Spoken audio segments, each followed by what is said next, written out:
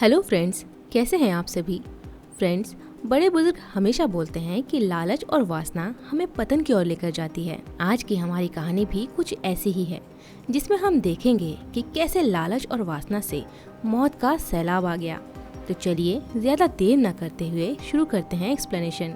Movie की शुरुआत में हम कुछ योद्धाओं को देखते हैं जो सुनहरे और हरे भरे जंगल के बीच से आगे बढ़ रहे हैं। इन योद्धाओं में सबसे आगे है जिबारो। युद्ध की थकान और तनाव इन योद्धाओं के चेहरे पे साफ देखी जा सकती है। वो एक झील के पास में पानी पीने के लिए रुकते हैं। जैसे ही जिबारो ने झील के किनारे झुककर पानी पीना शुरू किया, उसकी नजर झील के तल पर चमकते हुए सोने के एक टुकड़े पर पड़ी।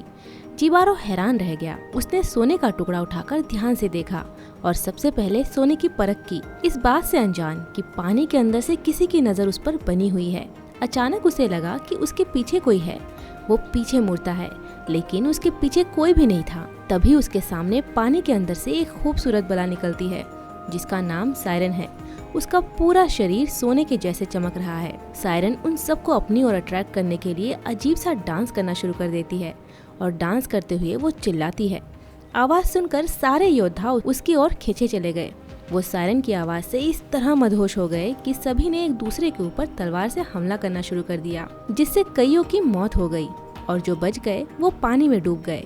इस तरह से सायरन की चीख की आवाज से यहाँ सब के सब मारे गए, लेकिन कोई है जिस पर सायरन की आवाज का कोई असर नहीं हुआ, और वो है जिबारो। ये देख के सायरन भी हैरान है, क्योंकि जिबारो बहरा है। इस बात से अनजान सायरन एक बार फिर से चिल्लाती है, लेकिन इस बार भी जिबारो पर कोई असर नहीं हुआ। हैरान और परेशान होकर सायरन पानी के अंदर चली जाती है। कुछ ही पल पहले अपने सामने इतना भयानक नजारा देख के जिबारो सख्ते में आ गया। उसके सारे साथी मारे जा चुके थे और अब इस वीरान जंगल में वो अकेला रह गया। उसी समय पानी के अंदर से एक बार फिर से सायरन का सर बाहर निकलता है। इस बार उसकी नजरें जिबारो पर टिक गई। अब सायरन जिबारो की ओर अट्रैक्ट होने लगी। उसे लगा कि इस आदमी में कुछ तो खास बात है कि उसकी आवाज का भी उस पर कोई असर नहीं हुआ।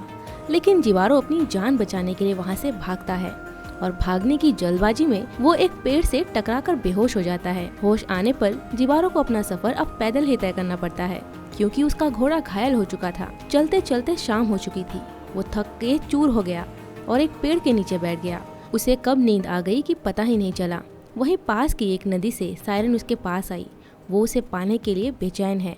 सायरन ने जिबारो के पास आकर दोबारा डांस करना शुरू कर दिया, लेकिन जिबारो नींद उसके ऊपर इतनी हावी थी कि सायरन की आहट का उसे पता ही नहीं चला। अगली सुबह जब जिबारो की नींद खुली तो अपने पास सायरन को सोता हुआ देख वो दंग रह गया। सायरन का पूरा शरीर सोने का है, जिसमें हीरे मोती जड़े हुए हैं। तभी सायरन की भी नींद खुल गई। वो वहाँ से भागने लगती है। जिबारो ने उसे रोकने की कोशिश की, लेकिन उसके शरीर में मौजूद सोने के टुकड़े से उसका हाथ कट गया। दरअसल सायरन की बॉडी की परत सोने की बनी हुई थी, जिसे देख के जिबारो का लालच जाग उठा। उसने उसका पीछा करना शुरू कर दिया। सायरन नदी के बहाव के विपरीत डांस करते हुए आगे बढ़ गई। जिबारो भी नदी के किनारे खड़े होकर अपनी तलवार नीचे रख देता है। सायरन उसे देखती है और समझ जाती है कि इस आदमी से उसे कोई खतरा नहीं है। अब उसकी जिबारो को पाने की इच्छा और भी बढ़ गई है।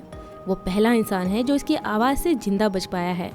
दोनों एक दूसरे की तरफ बढ़ते हैं और जल्द ही एक दूसरे के करीब आ जाते हैं। वो एक दूसरे को किस करते हैं, लेकिन जिबारो के होठों से खून निकलने लगता है। ये इशारा है एक अनहोनी का, लेकिन वासना और लालच दोनों के ऊपर इस कदर हावी थी कि वो नहीं रुके और अगले ही पल जिबारो ने सायरन पर हमला कर दिया। वो सायरन की सोने की त्वचा और हर एक ज्वेलरी निकाल लेता है। इस दौरान सायरन बुरी तरह घायल हो गई है, लेकिन जिबारो को उसकी कोई परवाह नहीं। वो बस अपने लालच को पूरा करना चाहता है। वो सायरन के शरीर से सोने का हर एक कतरा निकालकर उसे नदी में फेंक देता है और सोना लेकर वहाँ से भाग जाता है। लेकिन इतना सारा सोना अकेले उठाकर वो बहुत थक चुका है। दूसरी तरफ हम सायरन की बॉडी को देखते हैं, जो बहते हुए एक तालाब तक पहुँच गया है और उसके शरीर से खून का सैलाब पूरे नदी में फैल गया। इधर जिबारो थक हार के इसी नदी किनारे पहुँचा। उसे प्यास लगती है। वो झुककर नदी का पानी पीता है, जो सायरन की खून से लाल हो चुका था। वो पानी पीते ही उसे अपने अंदर कुछ अजीब सा बदलाव नजर आता है। उसे पहली बार आवाजें सुनाई दे रही है। पहले तो उसे कुछ समझ नहीं आता, लेकिन धीरे धीरे उसे अपनी सुनने की शक्ति का एहसास होता है। उधर हम सायरन की बॉडी को देखते हैं, जो अभी भी जिंदा है, लेकिन उसकी हालत बेहद खराब है। अपने सोने की त्वचा और ज्वेलरी को ना देख के दुख और वेदना से वो रोती है, चिल्लाती है। अब उसका भ्रम टूट चुका है। जिबारो उसके पास उसके लिए नहीं, बल्कि उसके सोने के लिए आया था।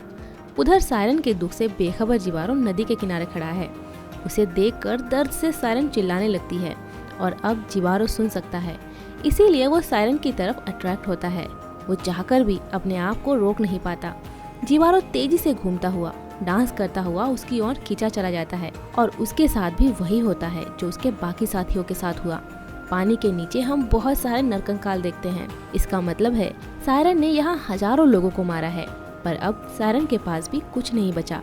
उसके सोने का शरीर जो उसका घमंड था अब वो छिन चुका है और इसी के साथ ये मूवी यहीं खत्म होती है। तो फ्रेंड्स, कैसी लगी आपको ये कहानी कमेंट में ज़रूर बताएं और साथ ही ये बताना ना भूलें कि इसके बाद आप कौन सी मूवी की कहानी को सुनना चाहेंगे। अगर आपको हमारा एक्सप्लेनेशन अच्छा लगा हो तो वीडियो को लाइक, शेयर एंड सब्सक्राइब कर हमें सपोर्ट करें। जल्द ही मिलते हैं एक और मज़ेदार कहानी के साथ। तब तक के लिए बाय बाय।